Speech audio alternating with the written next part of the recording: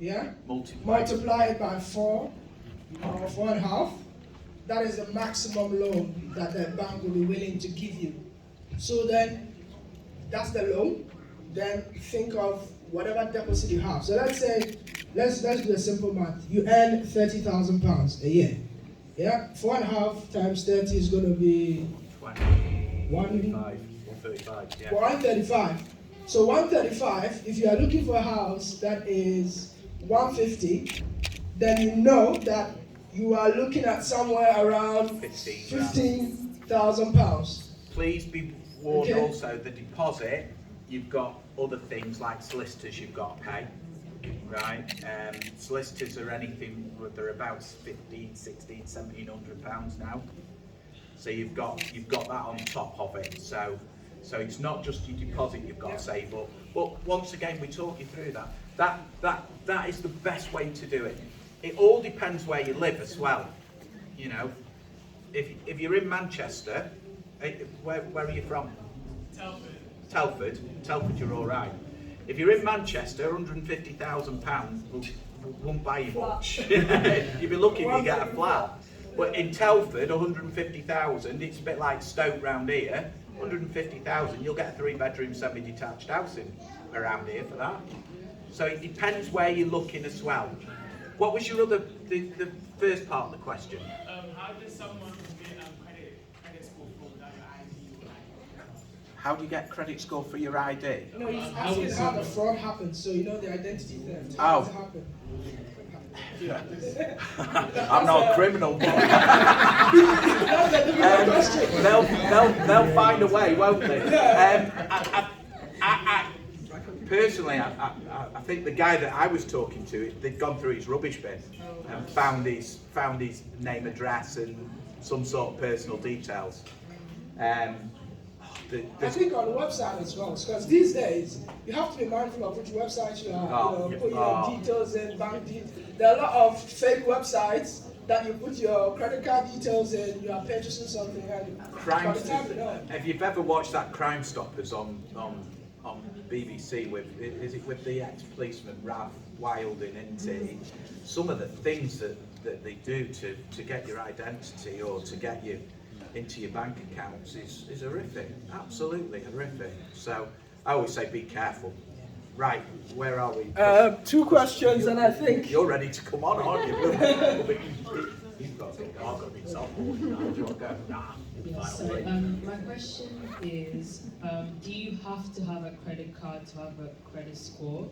Or can you actually just buy something on credit and build your credit? You don't have to have a credit card. So the beauty of recently, and it only happened in the last few months, and we were a bit unsure about how it would work out, but actually it probably works into the benefit of this. Things like Klarna used to not go on a credit file. They've recently said that they will do. So you're paying 3 months for something that you pay in one go. That's got to have a good knock-on effect to your credit report. I think mobile phones now are classed as a credit because they've split you. You used to buy the package, didn't you, and just have the one payment. But now, if you buy your mobile phone on there's 2 payments, isn't there? The device is separate, and I think they class that device now as a loan as well. So that's ability to repay credit. There's also another way that some lenders are looking at in that open banking. I don't know if you ever heard of it, but you can opt into it, and it basically gives the lenders the ability to look at your bank account, sort of thing. And they'll look at it and they'll see you're paying your water bill, you're paying your electric, you're paying your council tax monthly, and they can take that into account and into your favour. I think the other thing, there's a big push at the moment for rent to be considered as a credit agreement, which it should be, you know.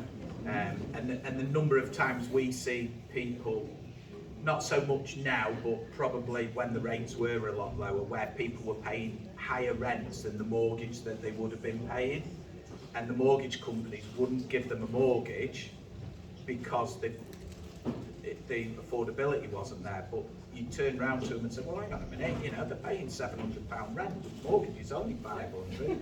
Once again, it didn't make sense. So, right. Good. I want to ask a general question though. I think a few of you are distracted. Yes, I'm good. How many of us are on the electoral roll? Oh, that's a good one. I forgot that one. How many of us? There are a lot of us that are not on as well. So that's a very good one as well that they are looking at. So simple things like that are very useful. Make sure you get yourself on the electoral. Can I just add to that one? I've just done a mortgage for a good customer of mine in Liverpool, and him and his partner, they bought the forever house, and they've got 2 other houses that they rent out as well. And just done the remortgage, or just done the purchase. His grandma's died, and he wanted to buy his grandma's house for his mum to live in. So I've just done the mortgage on that. One of the questions that the mortgage company came back was, why aren't they on the electoral roll at the current address? So I went back to him and said, well, why? Typical Scouse guy. Don't believe in voting. Why should I? I don't vote. So I've gone back to him and said, listen, just put yourself, you don't have to vote. If you're on the electoral roll, you don't have to vote. But what that does, that ties you with being at your address for X amount of years, okay? So that the bank can then see that you've lived at that address for, 10, 20, 5, 3, whatever years. So they're looking for that as well. And it always used to be, when we were doing credit score, when the banks were doing credit score, there were silly little things like home phone number. That's gone now, but I always used to get the home phone number, even if they didn't have a home phone. He hasn't got a home phone, but he's got a broadband. So give me the phone number off the broadband and put it in the home phone number, because you used to get an extra tick on the credit score to go, because it showed stability of being at that house. And the electoral roll's exactly the same. I'm glad you brought that up. I did write that down earlier, and so yeah. Go on. I've got a question. I think 2 more questions. So we've got 2 questions. The first question is, if someone has done an application and it's been declined, how long do they have to wait to do the next one? If you're doing it through us, Yeah. we'd move straight on to the next lender for you. But we would have a look at why it's been declined, and then we will look at the lenders that are around. So the way we do it on interest rate, on monthly payment interest rate. So basically, we don't look at the interest rate, we look at the monthly payment. So the interest rate, because lenders will have fees and have fees on the mortgages, we take all that into account and we work out which deal's best for you. Now, say Nationwide came up with the best deal, but they declined it. Halifax, no, not Halifax, we'll go Santander may have been the next best deal for you. But we know that Santander and Nationwide were very similar to each other. Halifax may have been down the list 4 or 5 down the list, but we know, say it was declined for, I don't know, time at address or something like that, or something silly. A good one at the moment with Halifax is visas. So your visa, if you're on a British passport, no problems. But if you're on a Ghanaian passport with an indefinite leave, or you're on a spouse's visa or something like that, certain lenders may decline it because of the visas, but we can move down we'll find the next one and we'll go, yeah, they'll do it all day long. So we put it in straight away. So you don't have to wait, because you've not been declined fully as an underwritten mortgage. You've not got past that first step of their credit score. So we can go and do it straight away. And then the next question was, with the deposit, if someone has received gifts, how do they go about Right. that? So gifts we've got to be clever with. Right. So source of deposit can come from anywhere. Okay. So your own savings, family member. So if a family member wants to give you £10,000 towards the purchase of your house, no problems. Even lenders are doing non-family members now. So, so with the family members and the non-family members, they're classed as gifts. The lender will want to see that as being a non-refundable gift, because what they don't want to see is that you're going to be taking a mortgage out and then you're going to be paying £300 a month back to your parents or to your grandparents or to a friend. So what they will ask for is either a form, or we've got a template of a letter, which basically the person that's giving you the money signs to say that they will have no say whatsoever over the house, and it's a non-refundable gifted deposit. There's only us in this room now. Yes. What you do after with that, once you've got it. But there is a way now of parents, there are some companies out there now that if your parents say no, I want that £10,000 back at some stage when you sell the house or whatever, we can go to some mortgage companies where the parents can put a charge on the house. So like your mortgage, so the mortgage company put a charge on the house to say that if you don't pay, we can get the house back. When it's sold, we get our money back. Now the parents or the family member or the giftee can put a charge on the house for the amount that they give you. Now there are mortgage companies that will do that. Not many. It's a little bit more complicated. Yeah. So, but no, deposit. I think even now we can get deposits from foreign countries as well. So if you've got relatives, I've got a big Muslim community in Manchester, and they've all got land in Bangladesh and Pakistan and whatever, and the amount of times that we get money, we don't have to do any. Obviously, there's going to be money laundering checks. We don't have to get involved in that because the banks, when they bring the money into the country, are going to do all the money laundering checks for us. Some banks will ask for 3 months bank statements from the person that's gifting the money to make sure that the money hasn't just come in from somewhere, it's been there for 3 months. So, okay. Final question. Yeah. We're on loads now. You want to talk about What time are we finishing? What we might do is. Well, do you want to go on to the next one? I'll hang around. He's got to go. Okay, if he has to go, let him ask the question. It's fine. Thank you very much. Okay. He's got you.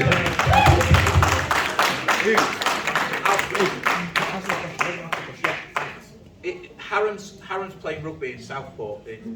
Well, he's supposed to be there at 1:15, I think. So he's had to go quickly. Go on, last couple more questions. Go on. Yeah. Let's say you have X amount of money in your account and you want to buy a house. I want to know the effect if this person is in a permanent job, as in a contract, or self-employed, or in an agency.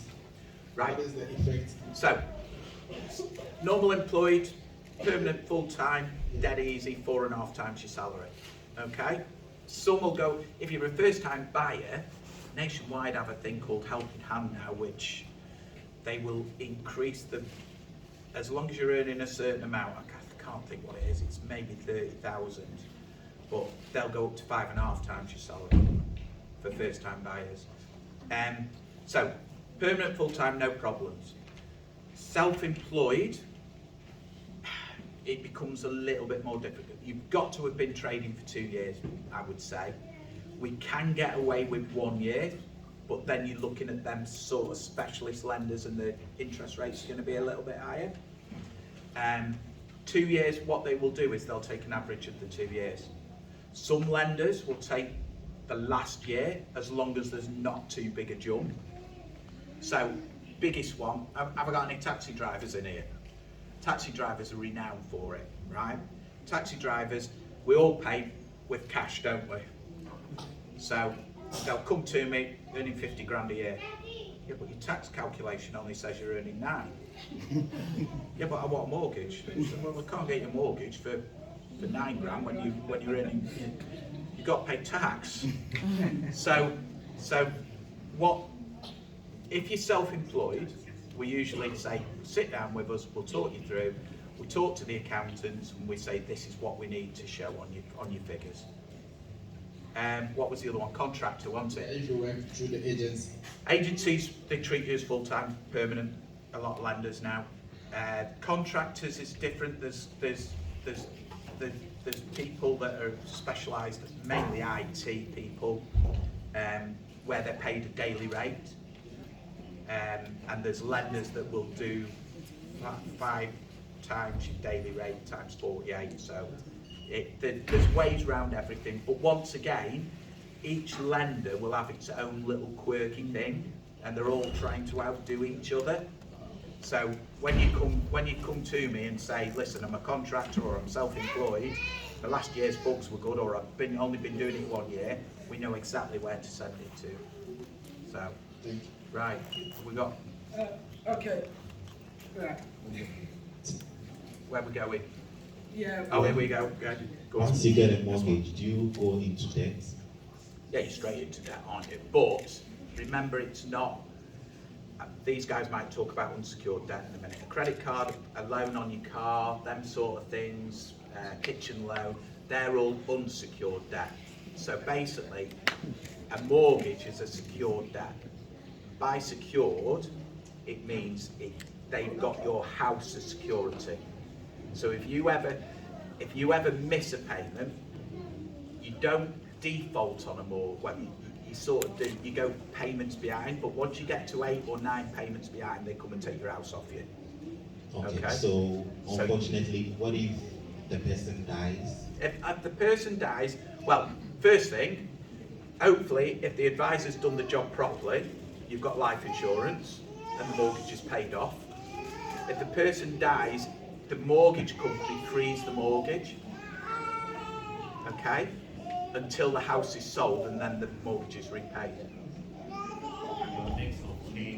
And your next of kin gets the money from the whatever's left.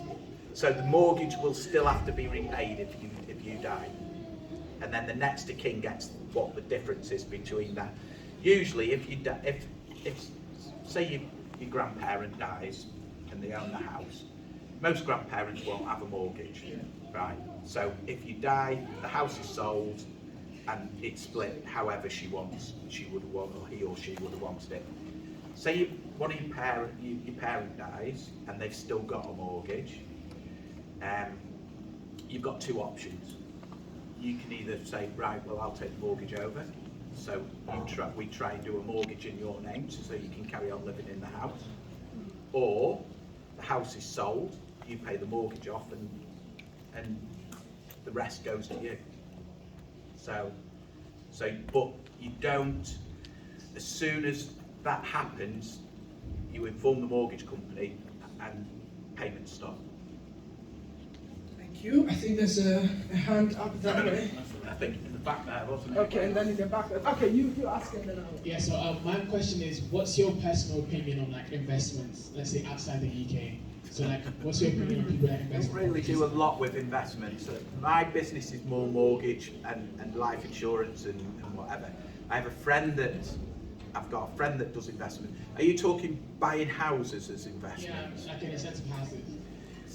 It becomes a lot harder because there aren't many companies in the UK that will let us do mortgages for houses in foreign countries.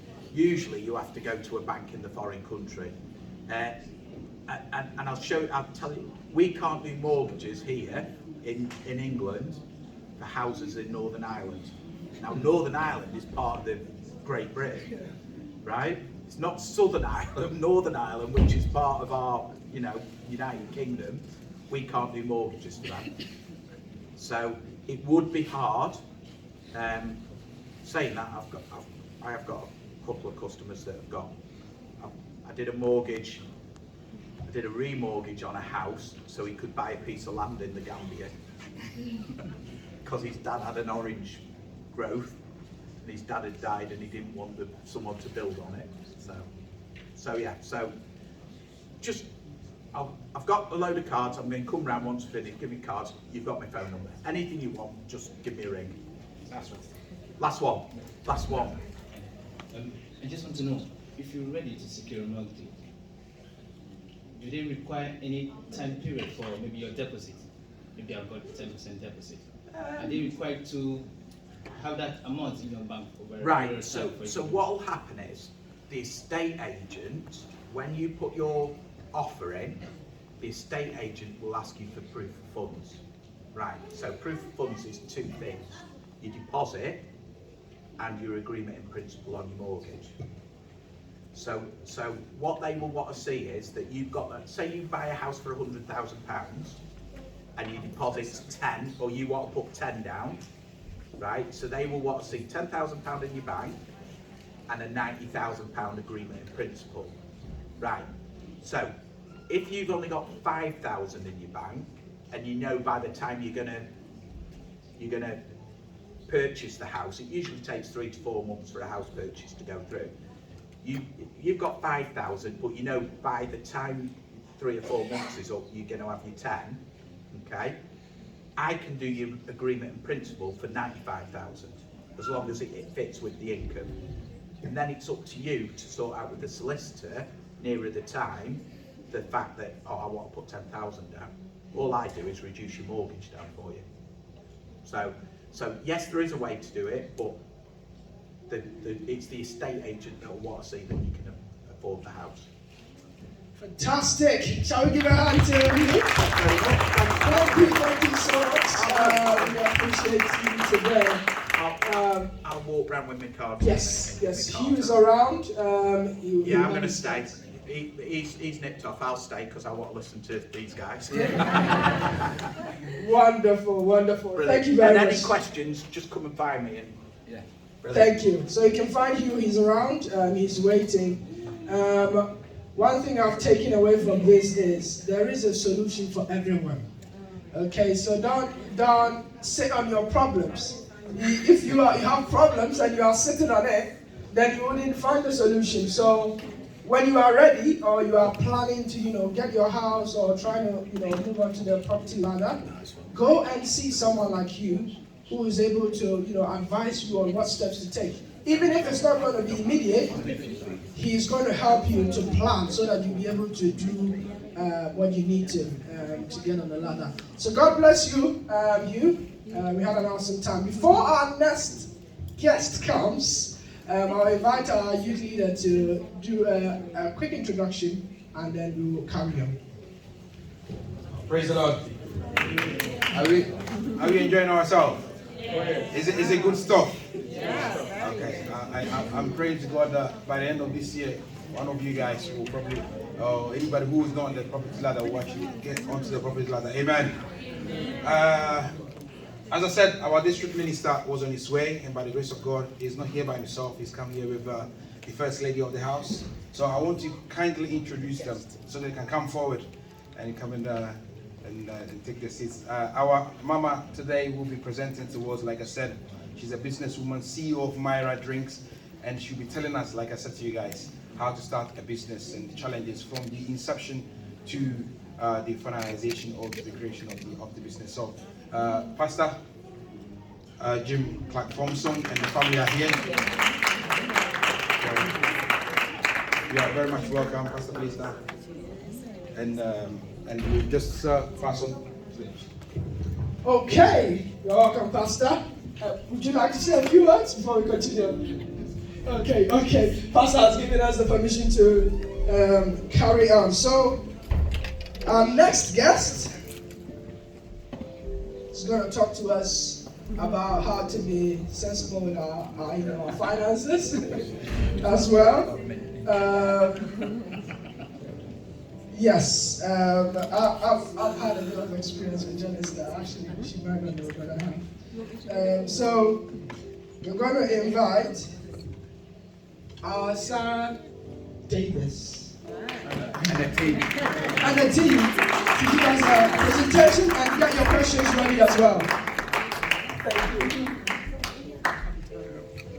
Hello everyone, it's my honour to be here this afternoon and to be here to serve you as a group of God's people.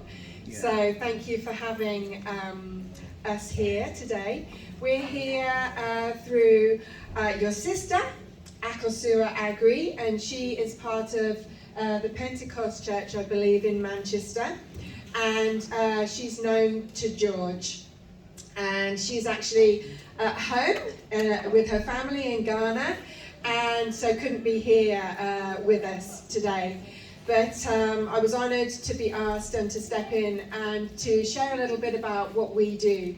And So, we're a financial education company, and I believe there's a presentation at the back that we're going to put on the front here. It starts with the white slide with the Genistar. So yeah, we've got a banner there. We're called Genistar. We're a financial education company. So just sort of from the outset, what an amazing person to follow, Hugh, with all that wealth of expertise and knowledge. And we are a financial education company. Oh, okay. I don't recognise this. Would you like me to come to the back and...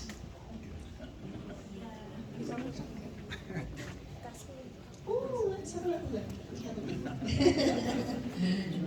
Don't worry, don't worry, we'll work it out. Shall I scoot on here? Okay. Alright. Where do I see the memory stick? Okay. No, you can give it back to me, it's okay. But you download it.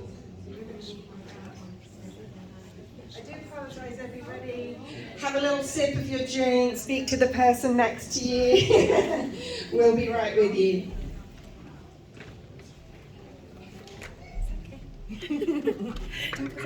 We're okay. Okay, it's the only one on.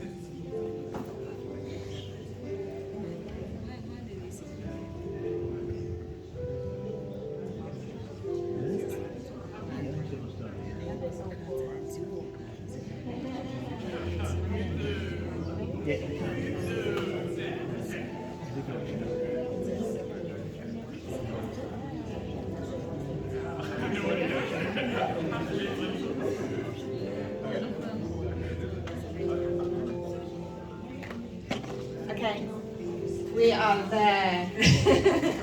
Thank you for your patience. So, yeah, Genistar. We are a financial education company, and we believe that there is financial freedom for everybody. And, you know, finances, it's a huge area.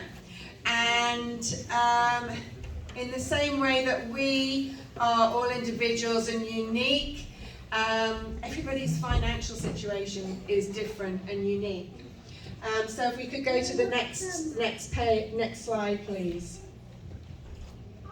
Oh, thank you so much. So our mission statement is that we help people secure a better financial future through financial education, okay? We educate people by teaching them about how money works, okay? And we also help people with a business opportunity, okay? So where there may be, we are going to be going on to talk a little bit about debt and the education we provide on that. But sometimes with things like debt, we find that oftentimes it's not so much a debt problem people have, but an income problem people have, okay? So we, as a company, are passionate about helping people to earn an additional income alongside what they already do. And then the third thing is we provide a financial plan, which is individualized to each family's personal situation. And if you went to a financial advisor for this plan, we provide it free. If you went to a financial advisor for a similar plan, you'd be paying upwards of £1,500 to £2,000. So our passion is to become a household name in the UK. We've been in business since 2007.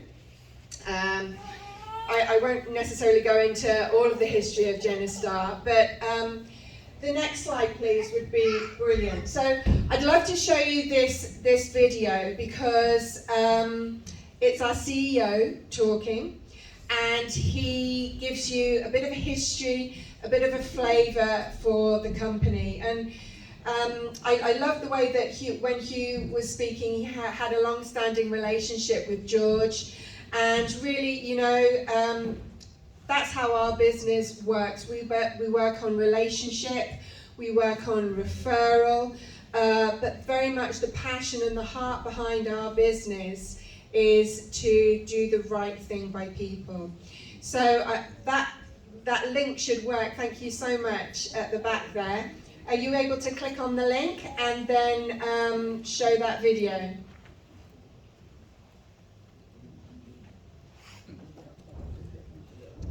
It's okay. I need to be. Spell on screen.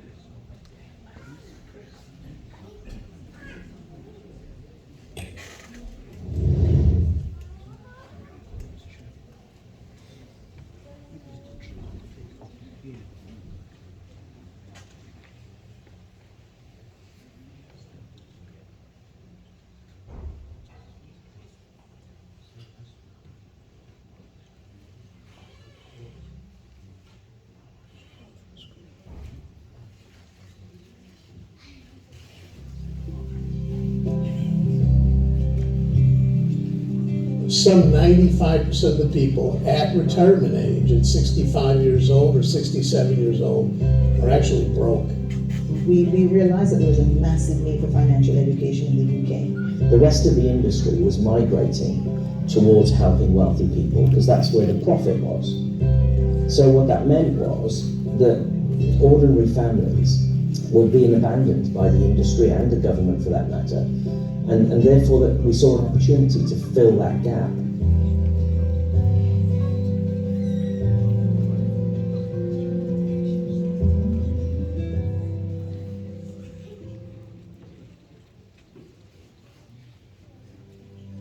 I was born and raised in Chicago. My father, when I was 5 years old, very sadly became bankrupt, and they were just devastated emotionally, financially, and my father became so depressed over it, had nervous breakdown, and ended up taking his own life. I was always intrigued about money because I didn't come from money, and at 24 years old, I remember crying out to God and saying, I'm frustrated. I wish I could figure out how to become financially free. And if I could ever figure this out, I would dedicate my life to teaching this to people. 2 weeks later, after I made that promise, I was invited to a business overview by a friend of mine, my former sales manager. And I went there and I was like, wow, financial education. At age 24, when I first started, financially, our net worth was basically minus 10,000 because we owed more than what we owned.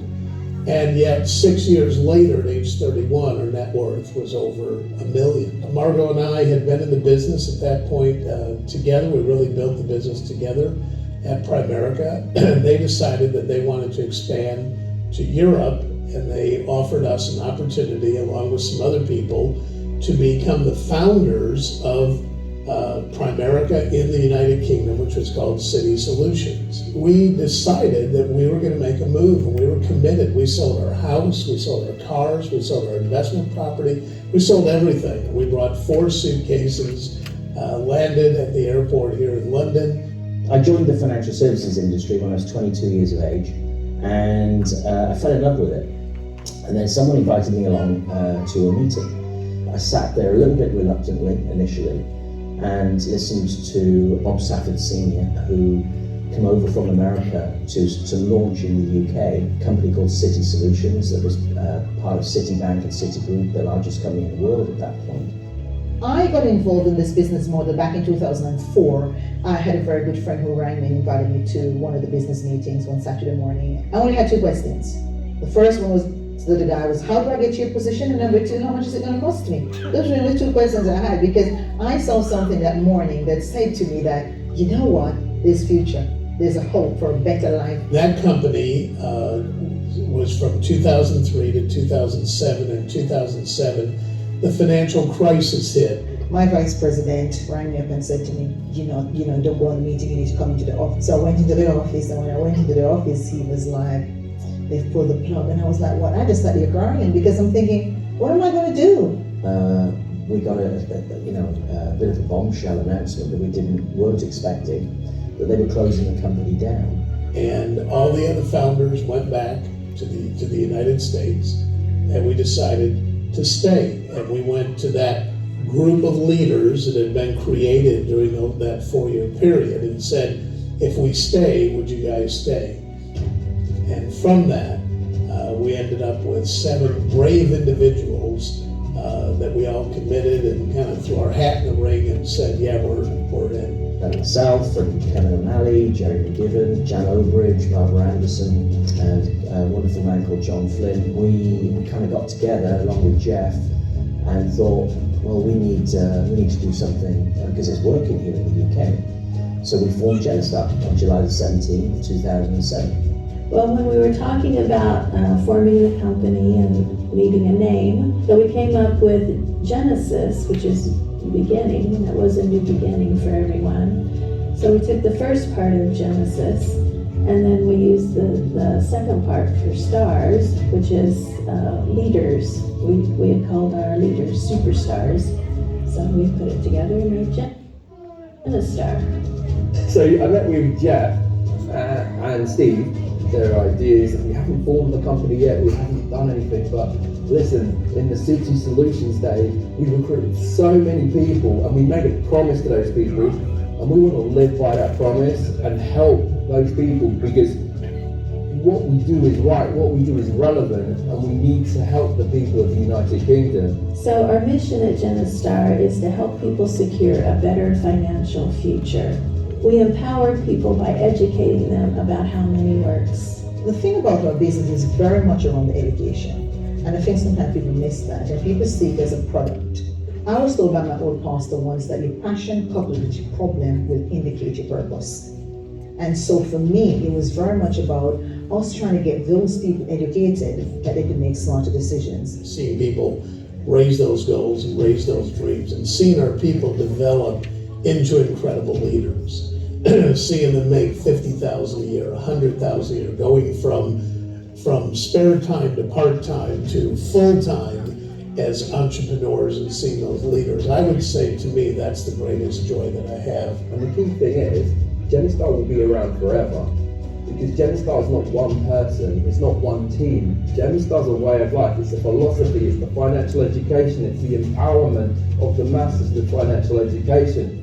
I think we've got a big job to do, but I think a combination of the foundation we've put in place, coupled with the amazing things that are happening with technology, I do believe we can go to 500,000, 1 million, 5 million, 10 million clients a lot quicker than it's taken us to go from 0 to 120,000. So my vision for the company is that we would become a household name here in the United Kingdom, and that when people hear the word Genistar, they go, honesty, integrity, diversity, and inclusivity. Here's a company that will really treat me the right way. I believe that we're going to become a global company, that we will form partnerships like we're doing right now, that we're going to be able to really help reach across the globe. Everybody that I've ever talked to would love to become financially independent, no matter what country that they're in. And the same basic principles that we teach apply anywhere in the world.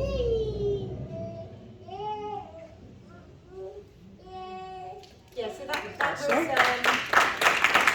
you guys at the back.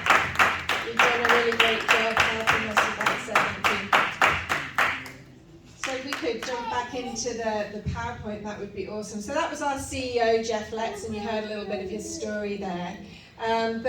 My name is Anna Davis. I live in Liverpool. I've got 2 daughters. And my team member, Tom Nelson here, we drove together. It took us about an hour to get here today. And yeah, I've lived in Liverpool since 2009. And one of the things that I really love to do is go to the Lake District. That's been a place that we love to go as a family. But we also like to do fun things. I like to go to new places. And this picture you can see on the right here, that is actually, I did a midnight walk up Snowdonia in 2022. And so I walked through the middle of the night up to the summit of Snowdonia to see the sunrise. So that's, you know, I just like a bit of adventure, so that's the sort of thing that I get on and do. So thank you so much. The next slide would be fantastic. Yeah, so my story in terms of my history with Genistar is that we got to know Jeff, who you saw in the video there.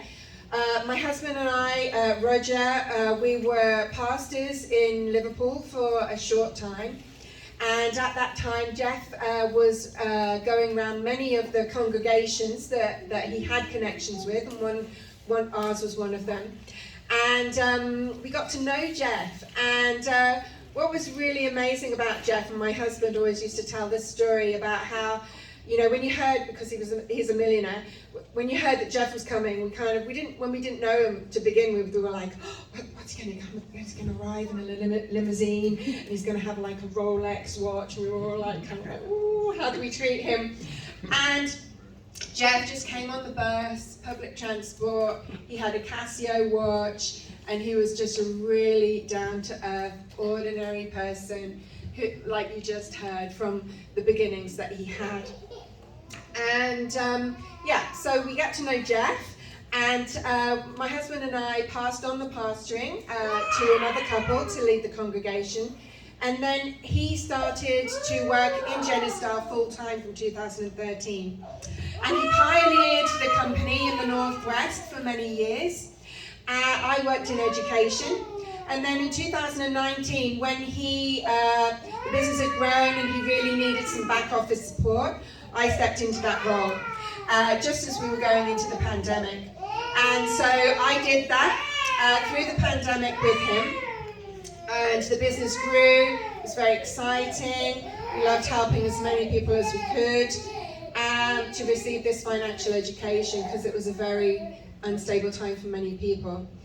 And then we were coming out of the pandemic, 2021. We were looking forward to the future and what the business was going to hold. We were excited. And then December the 30th, in 8 minutes, our lives changed very, very suddenly, because my husband, unknown to us, had a heart condition that he had had from birth. And he fell in the kitchen and passed away. I gave him CPR and tried to keep him with us, but there is nothing that I could have done. So there we were in this situation, myself and our 2 daughters, where everything just changed in a split second. But I was so grateful for our connection with Genistar, because we give an education in a broad way. So everything that Genistar taught, we had put into place in our family. And so I'm so grateful that it wasn't a story, it was a story of disaster and tragedy for us, but in terms of how we moved forward as a family and having those important things in place, I was so grateful to Genistar. Now the business is a franchise style business, and so then I was able to step into his role. So, ta-da! This is what you are having this morning, and or this afternoon. So the good big man upstairs saw it fit that I was the woman to step into this role. And so that's what I've done. And by faith, we were very much a couple of faith. And so that's what I'm continuing in. And I can't tell you, the last 2 years, or 2.5 years, it's been a roller coaster ride, but I've held on to God and I've watched Him at work. So I'm so grateful. And if I can be here today and help one person here, then I feel like I've done my job. So this is a bit about me. So thank you so much. You can move on to the next slide now. Ah, yes, Edwin. So Edwin, what we're going to do in the next sort of a few minutes is I showed George our full education presentation over Zoom and asked him to lead what he would like us to present here this afternoon. And he asked for us to talk a bit about debt and also about wills and trusts, okay? So I'm going to pass over to Edwin Achu, who's going to take that first part of this session. He's going to tell you a little bit about himself and also just present a little, give you a little taster of what we present to people, and I'm going to take the second part. Praise the Lord. I think you're clapping this week. Let's put our hands together for Anna. I thought that was really awesome. I'm a bit nervous because Liverpool are 1-0 down. So I'm not best pleased at the moment. But anyway, I just want to appreciate you as well, and Haran, they did a fantastic job. Shall we put our hands together for what a great job they've done. I've been so enlightened today. Amen. I've been so enlightened today. And that's the reason why I'm in Genister. Because of enlightenment. I've been so enlightened by what I've heard so far. And I think you've done a great job. Let's put our hands together for George as well. For a fabulous job. So, my name's Edwin Achu, and I'm actually part of the church. I'm the presiding elder of PIWC Derby. So I'm at home today. Amen. I'm at home today. I got involved in Genister some years back. But before I go there, let me just introduce you to my family. So I'm married. Unfortunately, my wife is not on that picture there. The reason she's not on there is because if you see her, you think, is he really married to that woman? She's such a stunner. Amen? So that's why she's not on that picture there. But that's my daughter. She's 18. She's at Leicester University studying pharmacy. My son, Kanan, he thinks he's Denzel Washington. And then my son, Levi, he's 11 years old. So I'm a blessed man. Amen? Amen. So I'm an optometrist by profession. I'm not a financial expert by any means. I'm actually an optometrist by profession. And I go around seeing people. I'm a domiciliary eye specialist. So I go around seeing elderly people in their homes and do my best for them. So that's my background. I got involved in Genister some years back. Actually, when the midwife who gave birth to me, that's interesting, isn't it? That is the woman who gave birth to me. She's in her 80s now. We were just talking about, finances and mortgages and insurance and so on and so forth. And she told me about this company that she was involved in, and that they provide all that sort of advice and stuff, and that they could help me. So my wife and I, we'd had a mortgage for several years, but we didn't really understand a lot of the stuff that Hugh shared today with us. We didn't really understand it. I think if I had a mortgage advisor like Hugh when I started, it would have been a different affair altogether. But she introduced us to Genister, and we had a gentleman who is now of blessed memory. He came to us with another lady called Mandy. So John and Mandy came to see us. And as they spoke to us about what Genister does, I thought to myself, why did I not know this when I was 19, when I was 20, when I was 21, and so on and so forth?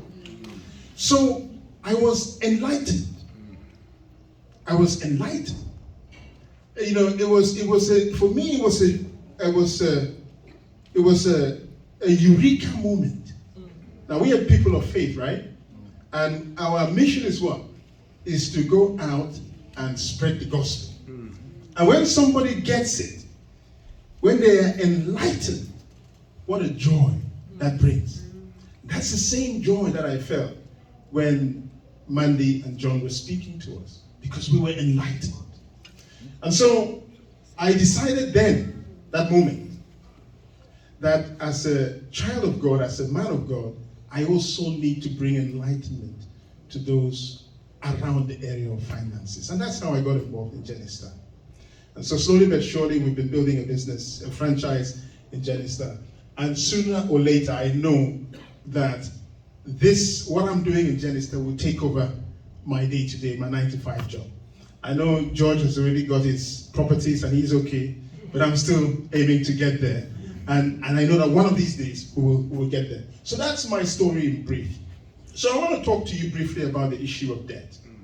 I know that one thing we know about debt is that it is in itself, it is a hindrance for us to get on the property ladder. Amen? If you have debt, a lot of debt, that can stop you from getting onto the property ladder. So we want to help people to get out of debt and stay out of debt, right? So even the mortgages that we're talking about, we help people to pay off their mortgages as quickly as possible. And so that's one of the missions that we have in Genistar. So we want to talk, let's move on to the next slide, please. I want to talk a little bit about the problems that face families. So we have many issues that face families today, and one of them is debt. To demonstrate how to become debt-free, we've made some very realistic assumptions on a client example from November 2022. So the rates we're going to use here are just for illustration only. Amen? And I want to share with you something that was shared with us that for me was one of those moments in life that you think to yourself, hang on, why wasn't this taught to me when I was studying algebra? Let's move on to the next slide. And it's something called the rule of 72. Can I just show by hands anybody who has come across this rule, the rule of 72? Who has heard of the rule of 72? Hugh's hands is not up, which surprises me. I was born in 72. Has anybody heard of the rule of 72 before? I heard it from Genistar. Yeah. So you've heard it from Genistar, you've heard it from Genistar as well. Okay. Well, I'd never heard of the rule of 72 before. Never heard of the rule of 72 before. But when I heard about this, and I'm going to share briefly with you, it taught me a lesson that I am determined to teach everybody that I come across. And so obviously you're a very right audience, because only 2 people have heard of the rule of 72. So the rule of 72 is basically an old banking principle. It's basically how the banks make money. Yeah? But also it's also a way that we can use to make money ourselves. So the rule of 72 approximates the number of years it takes for money to double at a particular interest rate. That's basically what it is. So this rule is more than 400 years old. Some people say that it was Einstein who came up with it. It's one of his laws, but actually he didn't come up with it. It was, he verified it and said, you know what, this thing is true. And he called it the 8th wonder of the world, the rule of 72. So it just tells us how long it would take for your money to double at a particular interest rate. So let's move on to the next slide, the next bit rather. So let's assume you have £10,000. You're gifted £10,000. And we want to find out how long it would take for that money to double at a particular interest rate. Follow with me on the chart here. So on the left-hand side, we have the number of years, and then we're going to have 3 hypothetical interest rates. So let's start with the 3% interest rate. So you have £10,000, you've been gifted £10,000, and you go to the bank, and the bank offers you 3% for your money. So how long will it take for this money to double? first of all, I think we'll have to call that bank Miracle Bank because the banks don't offer 3% these days, do they? They offer a lot less than that. So let's assume that you found your Miracle Bank and they offered you 3%. And how long will it take for that money to double? Well, we'll take the number 72 and divide it by the interest rate, which is 3, and we'll have 24. So next slide, just put, that's it. So it will take 24 years for the money to double. So after 24 years, you have £20,000, and after 48 years, you have £40,000. Horrible interest rates. Yes. It's not bad, is it? How many years? It's okay, isn't it? I mean, after 24 years, 10,000, 40,000, it's okay. No. No. No? No. How's it put in a mortgage? Sorry? How's it put in a mortgage? It's okay, but I think we can do better, right? Yeah. Yeah, I think we can do better. So let's say we double the interest rate from 3 to 6%. I guess we'll probably double the returns, won't we? So I think after 48 years, we'll probably have £80,000. Yeah? Is that reasonable to assume? Yeah? Okay, let's see what happens. So this time we'll divide 72 by 6, and now the doubling period is now what, 12 years. So after 12 years, you have £20,000, and after 48 years, you have £160,000. So we've doubled the interest rate from 3 to 6%, but we haven't doubled our return. We've actually quadrupled. 4x, isn't it? So we've changed from 3 to 6%, but our return has 4x. It's interesting, isn't it? This is just basically teaching us about compound interest, the effect of compound interest. So let's take another example. So let's go now from 6 to 12%. I guess we'll probably at least 4x our returns, perhaps, yeah? Perhaps we'll get 320,000. Anyway, let's just see what happens at 12%. So now we're dividing 72 by 12, and now you're doubling your money every 6 years. Can I just ask a question? Can anybody guess how much you would have after 48 years? Let me just get 2 people to guess how much we'll get after 48 years. Just 2 people. After 48 years at 12%, can anybody guess roughly how much we'll get? After how many years? So what I'm trying to ask is, after 48 years, what will be on the... He's pressed the button. Is... Sorry? Somebody with an answer, yeah.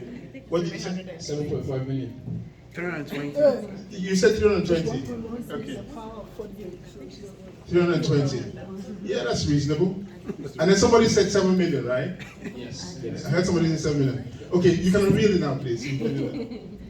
So, 2.5 million. So you see that after at 3%, at 6%, you quadruple. But at 12%, it's 16 times.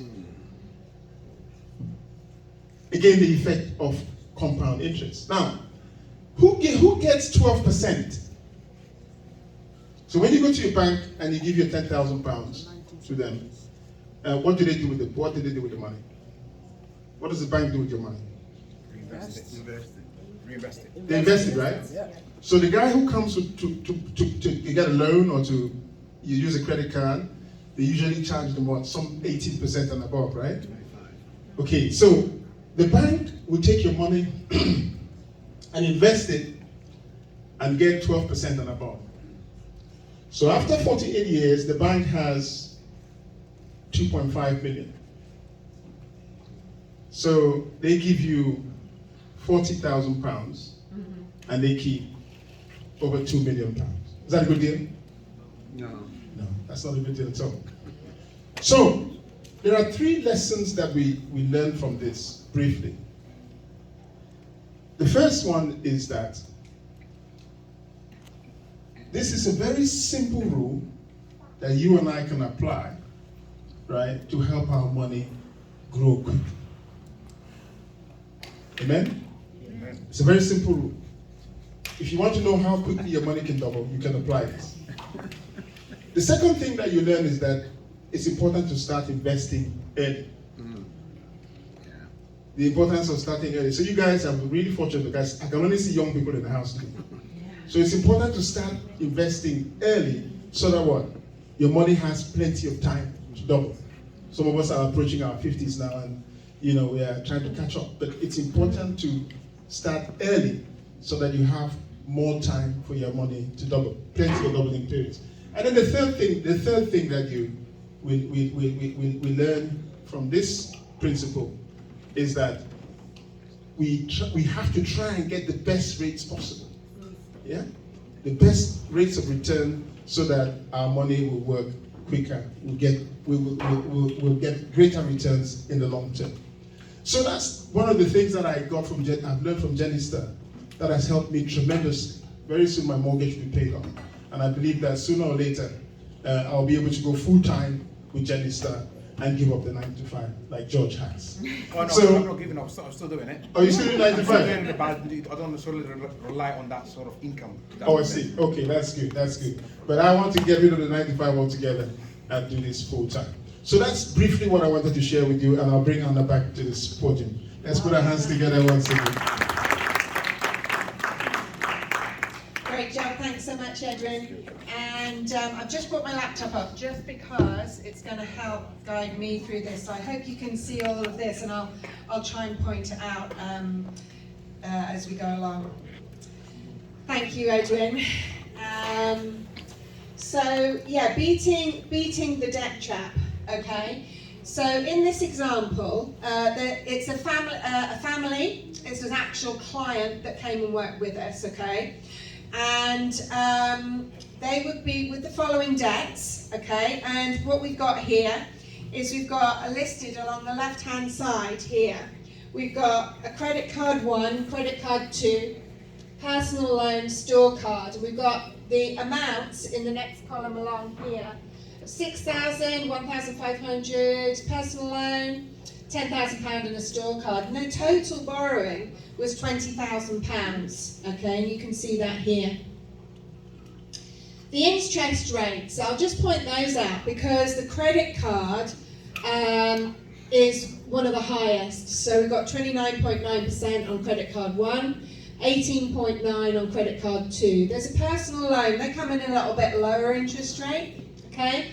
And then the fourth one listed is a store card. And you might not be able to see that, but it's actually 39.9%, okay? So just to really highlight that to you, that store cards really are the highest rate. Okay, so their total borrowing here was £20,000. Now paying the monthly payment to pay these debts off, it came in at £500 for the monthly payment for each of those debts. And the projected payoff is 22 years, as you can see here. Now, this has just been a really typical example. This is what we see a lot of. And so we like to present this to really highlight to people to get out of this debt as quickly as possible if this is present in people's lives. Because 22 years is quite a long time. I don't know if you'd agree. But the really, really shocking thing about this is that even on just a £20,000 borrowing in the first instance, actually the total that would be paid back on this debt over that 22-year period would be £72,769. So that has a huge, huge impact on a family's life. And the total interest alone on that would be £53,000.89. Massive compared to the borrowing that they made in the first place. And we just highlight, because this client actually came and worked with us, They learn how to deliver the financial education to families. And by working with us, they earned an extra £500 a month to apply to this debt. And through the strategies that we teach, they were able to become debt-free 20 years sooner and save over £19,000 in interest. So really, you know, we're all about rescuing people from this type of situation. And many people do come and work with us. Is it okay, please, to go to the next slide? Thank you. Fantastic. So in order to help families exit this type of situation, we teach something called debt stacking, okay?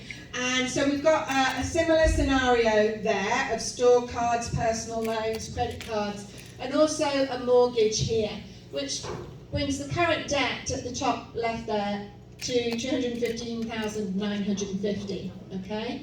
Again, with all of these debts, the projected payoff time to pay off the debt was 22 years. And in total, the interest paid on this debt, okay, would be, which is $215,950, would be $97,123. That's enough to actually buy a house, isn't it? You know, so getting out of this debt situation is really, really key. So what we teach is something called debt stacking. So we do this by highlighting to families, take the first debt. If a family is in a situation like this, target the first debt that you want to pay off first. Okay, and in this situation, it was credit card 2, the balance £1,500. Now the monthly payment for this was £28, and so the strategy starts by paying that monthly payment and then adding an additional payment to it. And I'm not sure if you can see that, but that additional payment for that debt is £50. And then I'm sure you can understand how making that additional payment would mean that you would exit that debt more quickly, okay? So once that debt is cleared, what we say is rather than, in that scenario, with that £50 of extra payment and then the £20 monthly payment, rather than freeing up that £78 for spending into the bank account again, no, apply that as an additional payment to the next debt. So taking the store card, £2,500, pay the £85 monthly payment and the additional payment of £78, which you were previously paying on the first debt. So again, I'm sure you can understand how that accelerates. And so on and so on. And in this scenario, what happened was, rather than a 22-year projected payoff date, it was reduced to 9 years and 10 months, and the projected interest saved was just over £60,000. So it's a really key strategy that people can employ. So the next slide, please. So what I wanted to do now was just to introduce another team member, Tom Nelson. He's just going to tell you a little bit about himself and about his story and journey with Genistar, and we'll continue on to the next part of the presentation. Thank you so much. It's always a privilege to be with God's people and to come to places like this. Okay, we all need programs like this to transform our lives. I'm a high school teacher. I've been teaching for about 15 years now in high school. I'm a maths teacher, and I love to teach. But when I met Genistar, it transformed my life. Okay, in teaching, I was on the highest pay scale in teaching, right? And I thought I was okay, and everything was fine with me till I met Anna's husband, who personally went through what Genistar does. And I mean, it blew my mind, okay? Sometimes we need what we call strong financial information to transform our lives. Just like a lady said at the beginning of the program, he said, I'm here to know about finances to make the right choices. When that lady said that, it brought some chills in my spine, because that is it. We need to be able to make the right financial choices. A lot of people are walking through life and they do not have a clue how to make strong financial choices. So personally, let me tell you a bit about the benefit that I had from Genistar. At that time, I had a financial plan for free, and secondly, I had a mortgage. What I did was I went through some of this debt stacking and mortgage acceleration. I was able to save about £10,000 on a mortgage, and free myself 4 years in my mortgage, that is mind-blowing. Immediately after the meeting, I said I wanted to join this business and become part of what Genista does. And to me, my life has never been the same. The personal development that I've gone through as a person is huge. Because Genista doesn't just teach us about finances, it has added to myself as a person, my own personal development. But let me tell you something, if we don't change what we are, we're always going to get what we have.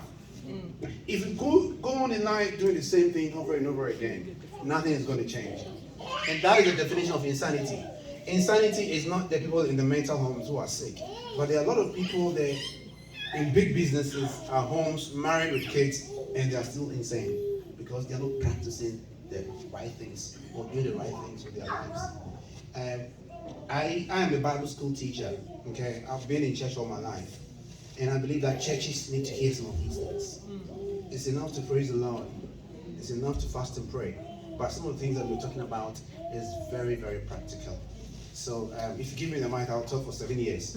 So without wasting much time, I'm going to call Anna. Okay, if you are here today, today should be your birthday because your lives will never be the same again.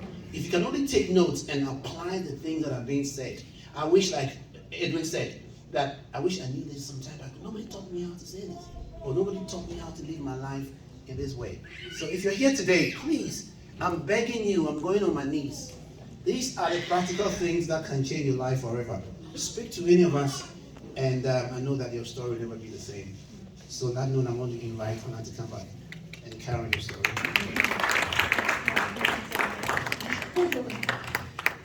So Wilson Trust. So thank you so much for that, Tom. I just want to say one thing that just came to mind while we were there. I think, you know, part of my story, and I didn't mention this, was I'm 51 and I became a Christian when I was 24. And one of the very first things that God challenged me on was my finances. And I didn't understand tithing, but I just trusted God with my life. And so I started to tithe, and it's something that I've continued to do. And often it can feel like a sacrifice, and everybody's at a different place on their journey. But I think after the period of time that I've been a Christian, that what I've realized is that, you know, we hear about how everything that comes into our lives, you know, in terms of resources, is God, and we're just giving him back 10% of what he's given us. But that actually, I've realized that actually, do you know what? We can unapologetically receive his blessing into our lives because we're his children and he wants us to prosper. So I just wanted to say that to you, that is his design and his plan for all of us. And so that's part of my passion, really, with what I go forward with in Genista. So Wills and Trust, this is the second thing that George really wanted us to speak about. And yeah, maybe we could go to the next slide. It's a huge area, okay? And you know, everybody's got a different, perhaps, opinion on this, but it's one of the biggest financial problems facing families today is will planning. Now, we also have a slide on our financial education which says, because we also teach about life insurance, it says you don't put life insurance into place because you're going to die, but because those you love are going to live. And when I present the education now, I insert also, where it says life insurance, I insert, you don't put a will in place because you're going to die, but because those you love are going to live. And that's because there can be costs associated with not having that in place if you were to go through, you know, something similar to what I've gone through. You know, we don't know the time or place that a person's going to pass away. So getting your financial house in order is a really, really wise thing to do. So 30 million people in the UK are at risk of dying with no will. And in 2022-2023, the UK government gained 6.4 billion from inheritance tax, people who didn't have a will in place to protect that for their families. And so a proper will and trust could potentially save tens of thousands of pounds, and it covers a wide, broad spectrum. And within Genistar, what we do is we refer to experts. So I'm not a will expert. We provide education about it to a certain level, and then if people want to receive the expert advice, that's where we then signpost them to. But obviously, you know, people can pass away very young, children in their teens, 20s, early life, and then on into old age. But a will can save tens of thousands of pounds in care home fees, where it perhaps applies to an elderly person, and also that huge aspect of promoting harmony within the family. So if there's no surviving relatives, a person's financial estate can pass to what's called the Crown, which is in effect HMRC, okay? So, you know, if there's no surviving relatives and a person doesn't have a will, there's no plan. So it's really important, and putting a will in place is essentially saying, I'm the person who's going to decide what happens to my financial house after I've passed away, not a third party who doesn't know me. And I know which camp I'd like to be in. So families can lose control of assets where there's no will. It's a complex area. As I said at the beginning, everybody, the diversity of us as people is as diverse as each of our financial sort of situation. So an expert's needed to give advice, okay, and we refer to a specialist provider. So the next slide, we have another video. Now, this video, I think when I first saw it, I was just a bit, I had a will, my late husband Roger and I had a will in place from early on in our marriage. I think around about the time we had our first daughter. But this I only saw sort of within the last couple of years. Yeah, you may need to pause it and take it back to the beginning. Thanks so much.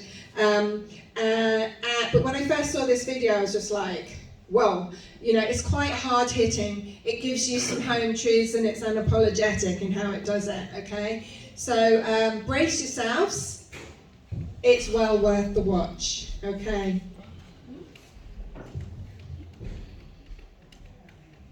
Again, a will is not that important. Power to choose something you'll get back to later, including it's okay. Technology, it can be a real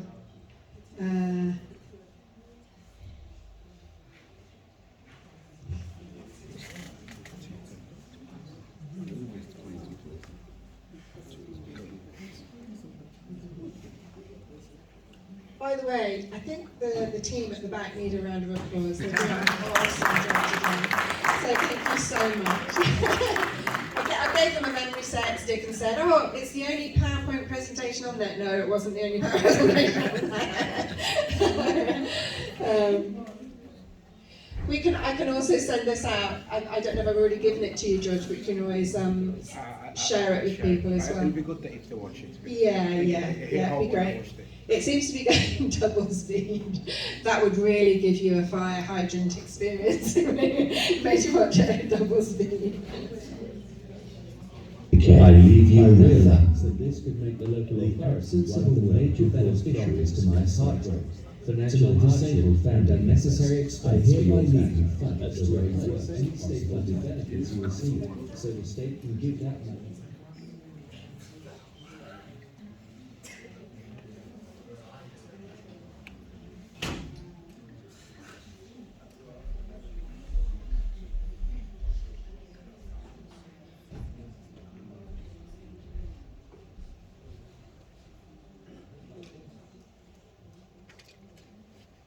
To sort out the mess that I've left behind.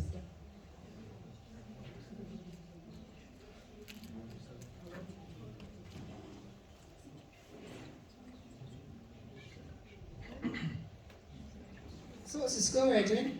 It's 1-1 now. 1-1. 1-1. I feel better. Breathe easy, breathe easy.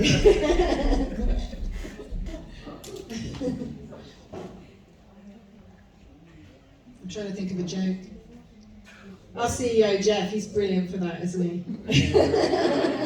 Tom's good at jokes. Or divide fixed sums among named individuals. In addition to which is the main reason also that legislation.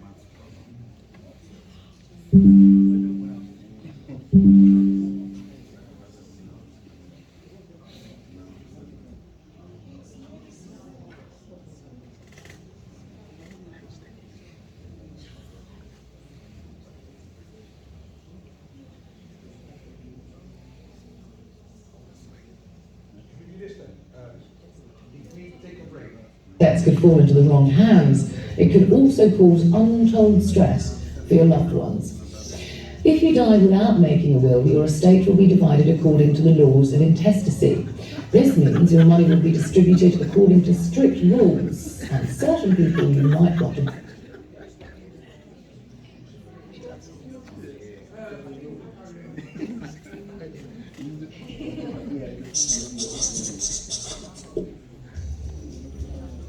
Let's face it, no one wants to think about dying, which is the main reason up to 60% of Brits die without a will in place.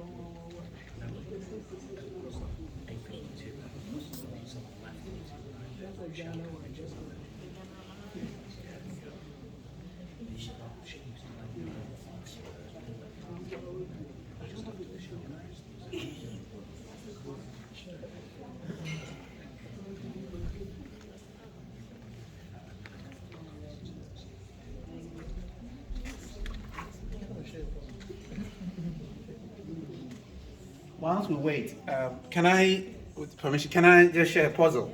Yeah. Yeah, because I'm a maths teacher, I like, to ask questions and see whether people are ready. Okay? And when I was 10 years old, my brother was half my age. Now I'm 70. How old is my brother? Question.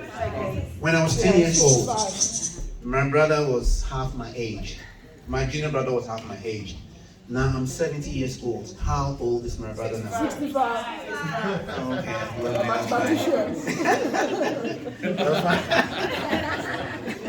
A lot of people say 35, right? That's right. I'm going to get you out of the class. Yeah.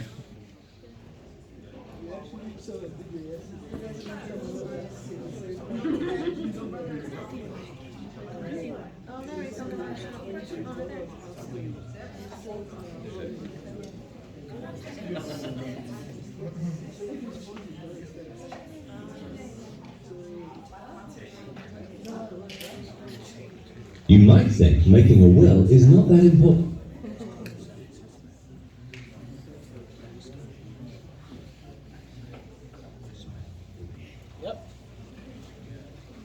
You might think making a will is not that important. It's something you'll get round to later. But if you heard what your non-will would sound like to your loved ones, you might change your mind. To my family and loved ones, I hereby leave to you several months, possibly years, of financial hardship and expense, whilst you go to unnecessary lengths to sort out my affairs. To my spouse or partner, I hereby leave you some, but probably not all, of what I own. To my children, I hereby leave you the remainder of my estate, including the family home, which you must sell to realise your inheritance. To social services, if my children are orphaned on my death, then I give you the power to choose who shall look after them, including sending them to unknown foster parents. To the taxman, I hereby leave you all the tax that I could have avoided paying and would have been able to leave to my family. To the local authority, I hereby authorize you to force the sale of my house and to liquidate any investments I have to pay for my care. I realize that this could make the local authority one of the major beneficiaries to my estate.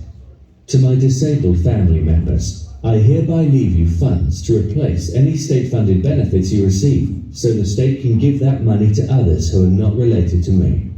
To my children and grandchildren, if you get divorced, I hereby instruct you to ensure that half of what I left you is payable to your ex-partner, so they have ample money to look after their new spouse and any children they may have. To my bank and or solicitor, I hereby authorize you to charge whatever you feel necessary to sort out the mess that I've left behind. To everyone else, I leave you nothing. The absence of a will can cause problems, heartbreak, financial hardship, and unnecessary expense for your family at the very worst possible time.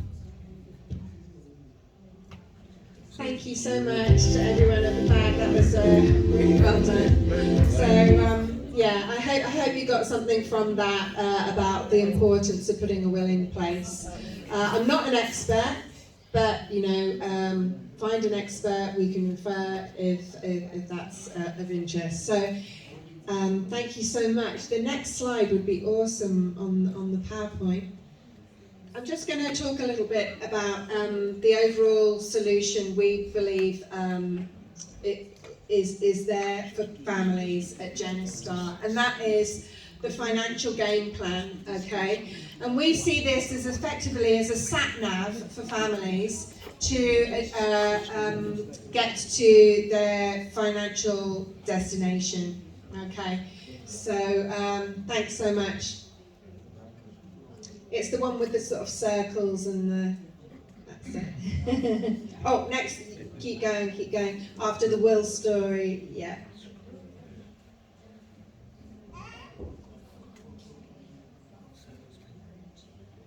Next one. This one, fantastic, that's it. So the FGP, we call it, or the financial plan. Okay, we feel is really central to families going forward with strength, and we can refer to all of these providers. We do provide for mortgages, but we've got property investments, wills and trusts, health insurance, investments, and pension planning, and home and contents insurance as well. And at the top, we work with Vitality as well. And so the next slide, I would just like to briefly talk about what I touched on before about, you know, there can be a debt problem, but ultimately that is the inability to have the funds in order to exit that situation. And so this is just a brief overview of the income opportunities with Genistar. You can join with us. You don't have to join with us to receive the financial education, that is as a client, but if you chose to step into the business side with us, you could earn through referring. So really, this is the entrepreneurial mindset kicking in here, whereby you can become a business partner with us, but perhaps in the first instance, you might want to earn through referring. That's where maybe time perhaps could be an issue, but you can, as you go about your day-to-day life, you can talk to people and refer people to us. We would do all of the work with them, but do something called a split sale, which would mean you would be able to earn a passive income through working with us in that way. 6 to 8 hours per week is the part-time opportunity. If you could create time in your schedule around your work and family, and learn how to present the financial education to families. Pandemic changed everything. We can do face-to-face, but also Zoom is amazing. And then the business owner opportunity, if you want to create financial independence and leave a legacy. And what we have is sort of different steps along the way to becoming a full-time person in Genistar. And that's what I described my late husband did, and he became that business owner, and we sort of went the whole hog, and I became the legacy. So yeah, so the next slide, please. So yeah, our mission is to teach people about how money works, so they can, so that people can help themselves become financially independent. We believe everybody can do this. And we do this by helping families solve the key problems that prevent financial freedom. That's a QR code there for Trustpilot. We're rated highly on Trustpilot. Please, if you want to scan the QR code, you can go and take a look and see what people are saying about us. If you could, it would be awesome if you left a review today, perhaps with one takeaway, just a sentence about what you enjoyed about the presentation. Something maybe that Edwin or Tom or myself said. And yeah, so the next slide, please. Now, this is actually a QR code from my contact. We are just launching a new way of working digitally in Genistar. And if you went through this link, you could do your whole journey through to get what you want to receive from Genistar. So that may be the education side of it. You can. This takes you to a landing page, which is my landing page. You can book appointments. You can go through some questions to ascertain financially what are you looking for. Are you looking for the financial plan? Are you looking for a business opportunity, a way to earn an additional income? So that could be left up, but also if it's not clear enough, I don't know how QR codes really work, but I can leave that up here. You can come up and scan the laptop here if you'd like to. What I would just like to take a minute here, because we've also, if you're not into the digital side of things, we've got some leaflets and some pens. So if you feel that you do have an interest in looking at the education, there's no obligation to do business with us or take any products, but I would just encourage you, at least take a look at the full education. It's going to, set you up for a lifetime of strength financially. So whether it's the business opportunity or the financial education, please, Edwin and Tom are going to come around with some blue slips. So just lift your hand up, they'll pass you one, they'll pass you a pen, you can take those. There's a blue slip at the back, so please do fill in your details, okay, and please pass those slips to myself, Edwin or Tom, or just come and leave them by the laptop. That would be fantastic, and we'd love to help you on this journey of strength. And hats off to you, George, for being a pioneer, and also your presiding elders there. No, Pastor. For being pioneering in this area, because it's huge, it's so important, we want to make a difference. So thank you for having us here today. Thanks everybody. Wow, wow, wow. How many of you are blessed? Wonderful, wonderful, wonderful. So the QR code is here for all of you to scan. Questions. So we're going to leave it up for a while. So make sure that if you want to contact Anna, you can just come and scan that or fill the form and pass it on. At this point, I want to take some questions before we take our break. Maybe you have any questions about managing debt. You've had this mistake. When you are young, you sometimes make some silly mistakes. You make a purchase, pay it back, and then you pay £10 and you realize the debt is not going off. It keeps going up, and then by the time you realize it's £3,000, £4,000, and you're stuck. Anything that you think you want to ask, so that she can give you some brief. Yes. Thank you for the presentation. So my question is, growing up, what you were taught is before you can make a will, you need to have some properties or some money to your name. But as you guys are here, we have nothing to our name. So when is it ideal for us to start making a will?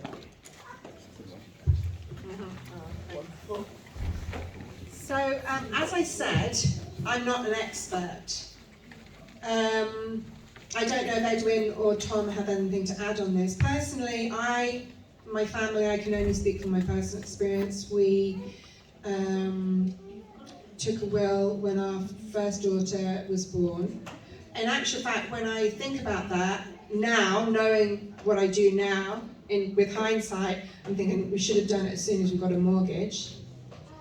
But even if you track back to before that, my own personal experience and things that we had a company convention in February, and we did have one of the legal team speaking about the importance of putting a will into place. And he mentioned about how if a couple are married, and even if they have a joint bank account, if there's no will in place and one of them passes away, the surviving partner will not have access to that joint bank account, even though it's in a joint name, if there's no will in place giving permission. And then if you track it a little bit further back than that and go, well, if I'm a young person and I'm working and I have something in my bank account, then who do I want to benefit from that if something happened to me? Now, I don't fully know all of these answers, but I do know that you can talk to a legal expert to find out the legal answers. So, but it just highlights, I would say at the point of me taking out our first will, I was just like, it was actually something that was mentioned at church, and I was just like, flip, we haven't got a will in place. And I was just, I didn't know all the details, I didn't even really know what it meant, but we got it in place. And, you know, it gave us a peace of mind to know that at least we had something in place. So all I can say to you is speak to a will expert, get your questions answered fully from a legal expert point of view, and hopefully that helps. Wonderful. So I keep that. Okay. Wonderful. Yeah. Any other question? Yes. Yeah. Oh yeah, you can go ahead. You can pass it. Thank you very much for such a wonderful presentation. I think my question is when I think Edwin, when he was speaking, he showed us that PowerPoint with that money. You know, like when I see money, my eyes begin to pop out.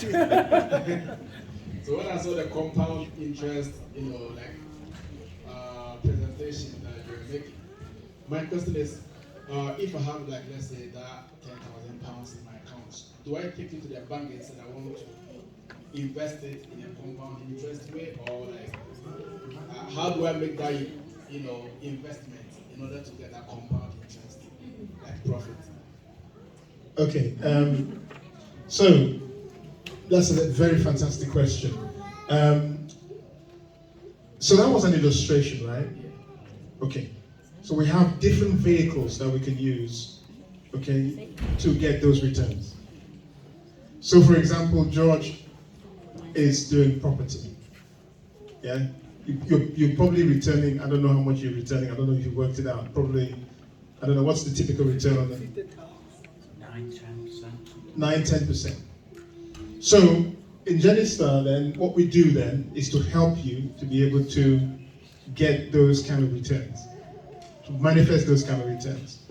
Because the bank typically will not tell you that. They will not tell you, because they want to use your money, right, to make money for themselves. So typically they will not tell you that. But the financial advisor will, Genistar certainly will. And of course we open you up to other vehicles, others, we work with a company called Money Farm, and they do our investments for us.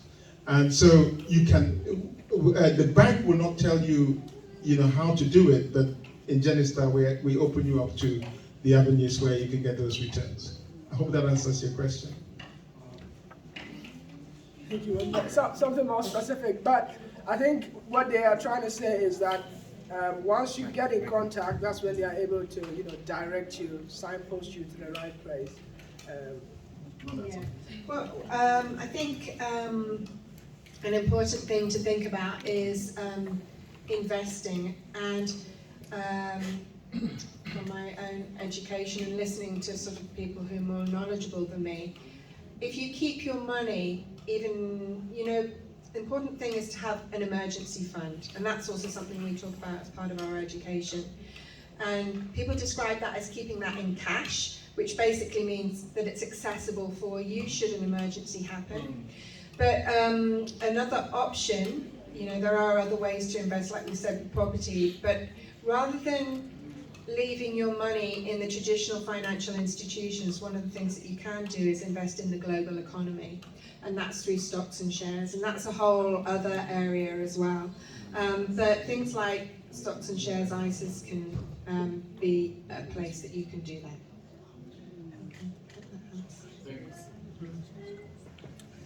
Thank you. Yes, one more. So when Elder Achu projected the raw figures, we realized at the end of it, we were getting like 40,000 and over 2 million was going to the bank. So looks like we are running at a loss and the bank is getting more money. So why are we still taking our money to the bank and keeping it there? Well, I think, you know, the high street financial institutions, they do have a role within our society. They're a place that we can easily go and open up and have a bank account, yeah. Again, that accessibility, I think, is one of the things that high street banks provide. But obviously, in terms of a return on our money, they run at historically low rates of return. So I think it's realizing that high street banks, they are a business, okay? And they're there to make money in this way that any other business is. So this is where the education is really, really key. So I don't know if Tom or Edwin have anything to add to that, or yeah.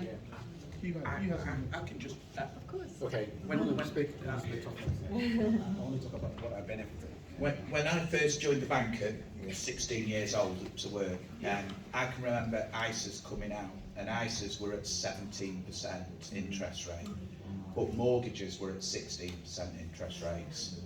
So I think one of the questions, I've got a banking background, I'm a financial advisor as well, so compound interests on everything. So if you put your money in the bank, they'll give you, compound interest is interest on interest. So first year they'll give you £10, say. The second year they'll give you interest on your money plus that £10. So compound interest. When you come into stocks and shares, yes, the benefit is there to make more money, but you can lose money. Because if the stock market goes down, now, when I was doing it many years ago, I'm talking probably 15, 16 years ago, you used to be able to just put your investment in lump sums, which then you were risking the money going down as well as going up. But what a lot of the financial institutions did, and what you can do now, is you can put your money into stocks and shares ISAs monthly, right? Now, if you're putting it in monthly, you want the shares to go down. Because if you're buying 100 shares or 100 units at £100, if it goes down, the unit price goes down, you buy more for your £100. So it's called pound cost averaging. That's stuck in from the day I was doing my exams. So basically what you're wanting is, same with your pensions, if you're investing in pensions monthly, is you want the units to, the price to fall just before you buy your units, because you buy more. If you buy it in a lump sum and it goes down, you've lost that money, and you're having to wait. So we used to, when we were investing people's money, we used to put half in as a lump sum, so you started it off, and then the rest you would drip in over 2, 3, 4, 5 years, so that you would benefit from a lump sum straight away and the increase in the lump sum, but you were also investing monthly, which then you wanted it to come down because you were buying more units. Yeah, very good. So, that's all right. And yeah, that's something with Money Farm, the investor that we can refer to. they have experts who manage that for you, because there is a way of doing stocks and shares on your own, but that is very time consuming, and risk is associated with that. But yeah, in terms of, you know, investing, a long-term mindset is what is needed there. Can I just personal advice to the youth? I think first of all, really want to thank you guys for doing a fantastic job. I'm really pleased, even though I've heard it, but it's still like, you know, whatever. Thank you so much, Hugh. I'm gonna say, when I met Hugh, for example, I used to think like this young man, save money, save money, save money, save money. But the banks don't want you to know. They want, because they use your money, they lend it back to you, and they make profit out of that. So when I met him and he sat me down, lack of knowledge, my people perish. And this is why I think this meeting is so useful and so necessary for us to know what they don't want us to know. So when you go out there, then you are able to, you know, by knowing what you need to know, you know what sorts of decisions you make. So I realized, what's the point of keeping my money in the bank account if the banks are going to lend it to other people and they make profit out of that? So I personally think the best thing to do is you have a chunk of money invested into assets. All the rich people that you follow on social media, they don't have physical cash. It's all assets. The Bill Gates, and it's assets. They have assets, and assets always go up. They never go down. So if you keep your money in the bank account and something happen, the city, for example, you have the city will go down. But if you buy a piece of land or a property, within 5 years, that will probably triple or double. And I talk from not hearsay. I have seen that myself. I am a witness of that. So to the youth, I suggest, if you have any chunk of money, go into properties. In Stoke, for example, here the house prices are really, really cheap. Wigan is really, really cheap. £10,000, you will help you buy a property and you invest it over there. In the next 5 years, if it's £80,000, the next 5 years, potentially be £130,000. Can I just add to that? Yeah, go on. I had a guy came to me who was earning big money, but he wanted to leave work, and he didn't want the stress of earning the big money and the stress that went with the job. So he said to me, the first time we met, he said, I've just inherited £20,000 from my grandma, can I do something? And I said, yeah. So we sat down, we bought him 2 flats in Bury. Wow. And he rents them out at £650 a month now, these 2 flats. And he paid £70,000 for each, so we only had to put 25% down. And then 2 years later he came back to me and he said, them flats have gone up in price. Can we remortgage them? So we remortgaged them. We raised the difference, took it back up to the 75% of the value of the house, and he bought another one. I'm now, where am I? 3 years in with this, 4 years in with this guy, and he's now got 8 flats in Bury. Wow. So and that just came from a guy who invested, who had £20,000. 20,000. Yeah. The other one we did, the first customer I ever saw was a couple in Wilmslow, and they were an elderly couple, and he wanted to retire. And he got a bit of a pension, but he said, I just don't know whether I can afford to retire. So we sat down, and they got a flat that they'd inherited from a parent that they rented out. And I said, have you got a mortgage on that? And they said, no. And I said, well, why don't we remortgage it? And they said, what do you mean remortgage it? So we remortgaged it. They were renting that out at £1,000 a month, remortgaged it, and bought 4 more houses. All of a sudden he had the pension that he wanted, so he could retire. And then the best story, this one, do you watch DIY SOS? Yes. You know, where Nick Knowles goes round and does the houses up and whatever. I went to see a guy in Hyde in Stockport, on the outskirts of Stockport, and it was a guy that had been injured in Afghanistan. He got 5 children. He got a payout from the government. He got a government pension for war injuries. He lost 2 legs and 1 arm stepping on an IED in Afghanistan. And he says to me, he says, I bought this house. And he said, but I've got to go back to work because I've got to provide for the 5 children. I said, you're not going back to work. You can't go back to work. And he said, why? I said, because you've done enough for this country.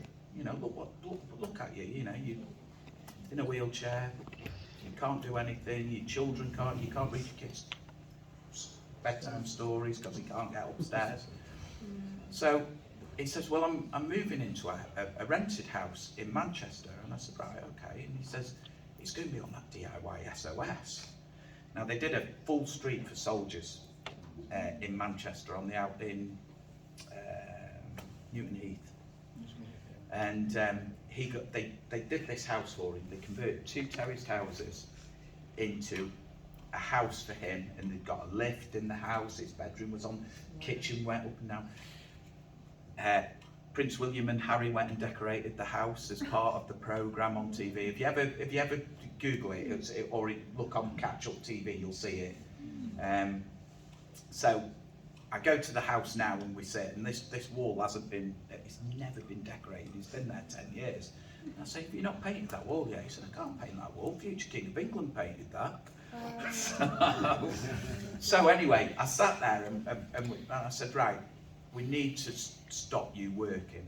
So the house that he bought from his compensation from his war injuries, we remortgaged it. We bought 3 buy-to-lets for him in Manchester, and he rented them out, and he didn't have to go back to work.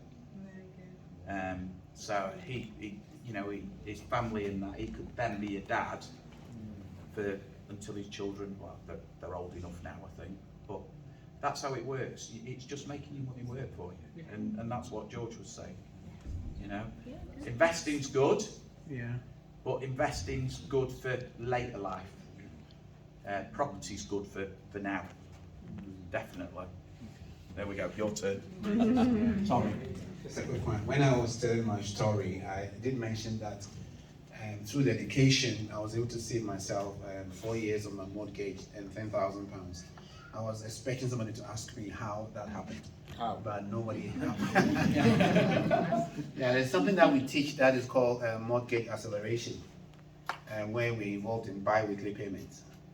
You understand? Do that in education, Yeah, so I mean, I want to encourage you. It's very important. Whatever stage you are, fill that form and come and listen. You don't pay anything for it. Is that making overpayments on your No, mortgage?